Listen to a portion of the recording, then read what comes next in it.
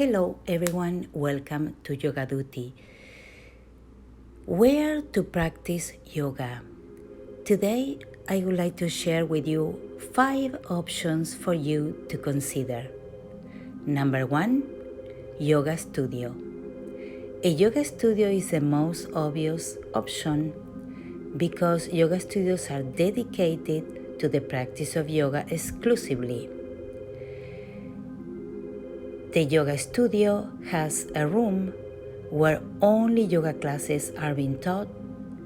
The room can be prepared to have changes in temperatures because the studio may offer hot yoga classes, but other classes may be chill, so they will be prepared for that. The lighting in a yoga studio is usually dim. The environment is very peaceful and the whole atmosphere in a yoga class is very calm and welcoming. The staff is trained and prepared to receive beginners and people that have never been practicing yoga, so it's a perfect environment to start your practice in yoga. And also another very important thing is that yoga studios require all the teachers to be certified, and the yoga teacher training has to be acknowledged by Yoga Alliance. So the quality of the teachers that teach at yoga studios are the best and the most educated and the ones that will be able to teach you the postures and the technique at the highest quality. Second, to practice yoga in places where other physical activities are taking place.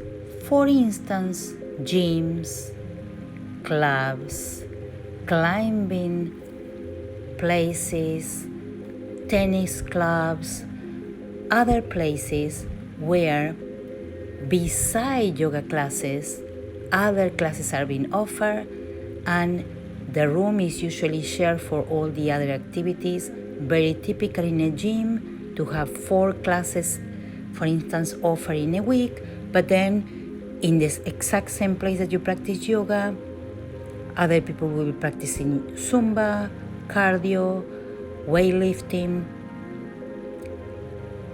whatever other activities. So even though yoga can be practiced, it's not a dedicated space for that.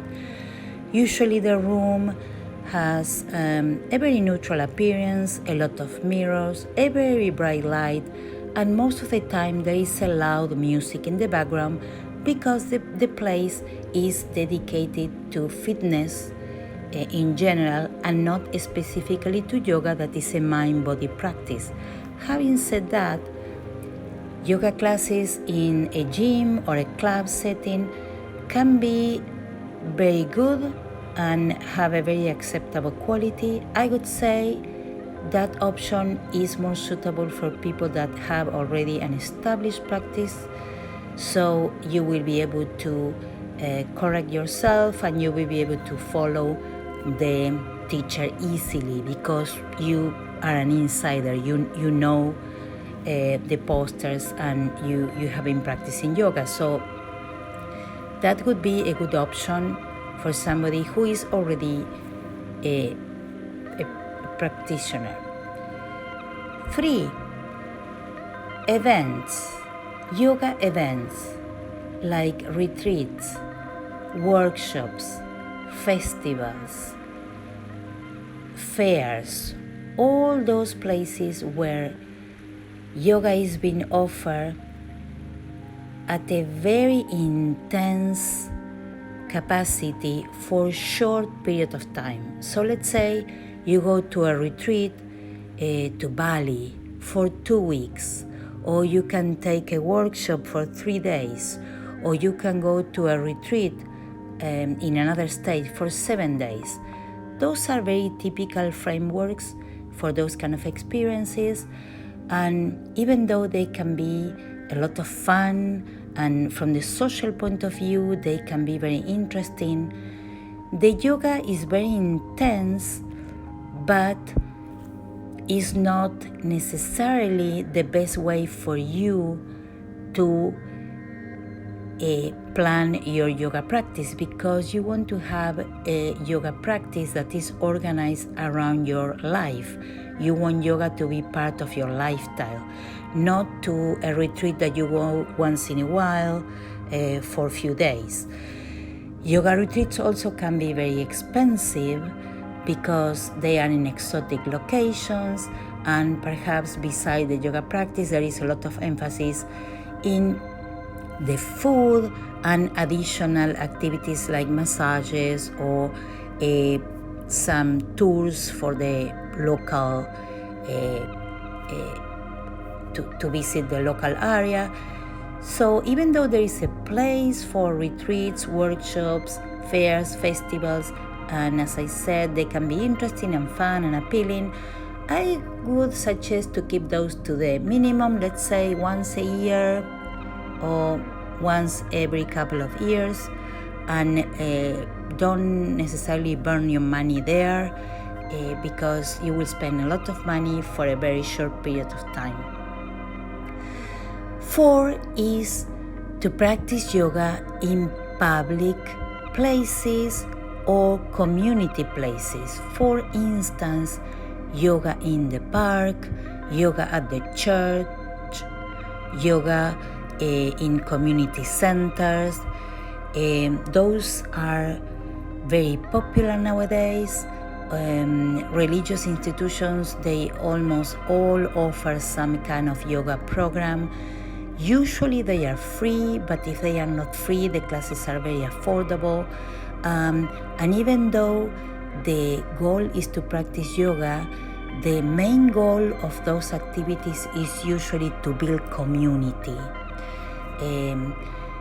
Classes can be very interesting because many times those programs invite guest teachers, and sometimes those guest teachers can be international stars in yoga, and you have them teaching the free class in your city. So the quality really can vary, and it can be unexpected. You may have a new teacher who just finished a teacher training. You can have an expert who was invited. But generally speaking, if you would like to have a first approach, that could be a good way to see if you like yoga, if this is for you, and then perhaps decide a more sustainable commitment. And if you have an established practice, this can be a nice option to keep your practice rolling and also share with others. And the 5th option is online digital yoga. So after the pandemic, we all became very familiar with the possibilities to practice yoga online. Digital yoga, online yoga, basically is delivered in 2 ways. One way is live yoga classes, for instance, a platform like Zoom, where you join the class at a specific time. You have to register first with a verified email, and the teacher will let you in. Some classes are free of charge. Some classes you have to pay a certain amount of money, and when you fulfill the criteria, you will be let into the room. Usually the policy in live online yoga classes is to keep the camera on so the teacher can see you, can give you directions, and also to create community with the other classmates that are also attending the online yoga. And the other way to be exposed to yoga online is with pre-recorded material. And the perfect example is, of course, YouTube. YouTube has many channels, including my channel, Yoga Duty, when we have pre-recorded yoga classes, and people can take those classes at any time. This is what we call the unseen public, because people can watch the video and practice the class even years after the video was recorded, and there is no communication between the teacher and the person taking the class. So taking pre-recorded classes require to have some knowledge. I wouldn't say it's the ideal way to learn to practice yoga. It's a way to keep your practice sustainable. It could be a good option for people with small children or people that don't want to commute just to go to take a yoga class. That could be a good alternative. Or let's say you go to work out of town and you find yourself in a hotel room and you have a next day that is packed of work obligations and you want to practice some yoga. There is no yoga studio available around the hotel, so you can follow one of these pre-recorded classes and you can have a perfectly acceptable yoga practice using that resource. So in my personal opinion, I would say that online yoga is a very interesting option. I would say that it's a very good alternative now that the pandemic is over and we are all out in the world again. I would suggest that in my personal opinion, the best way is the yoga studio, is the one that you will get the best quality of yoga class experience and also the best education. So I just wanted to share with you these 5 options, and in case that you are interested to pick one of them, you are a little bit more informed now.